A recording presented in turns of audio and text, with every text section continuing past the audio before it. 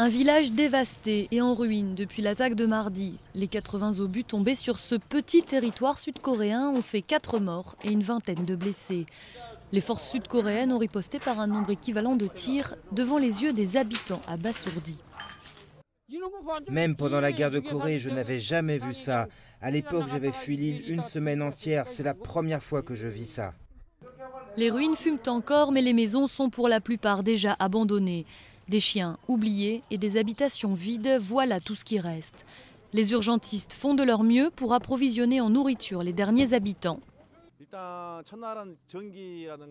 Le premier jour, l'électricité était coupée, il faisait très froid et c'était impossible de faire venir de l'eau et de la nourriture. C'était très difficile. Mais les habitants de Yongpyong n'ont encore rien vu, selon les déclarations du président sud-coréen Lee Myung-bak. Espérant calmer l'inquiétude et surtout la colère de ses compatriotes, il a annoncé un renforcement spectaculaire des moyens militaires en mer Jaune.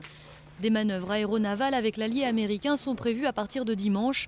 Le porte-avions américain George Washington est déjà en route.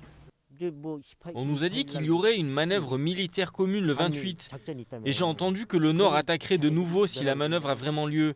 C'est pourquoi les gens fuient l'île maintenant. Car la petite île de Yongpyong risque d'être prise en tenaille entre des forces de part et d'autre de la frontière, déterminées à ne rien céder.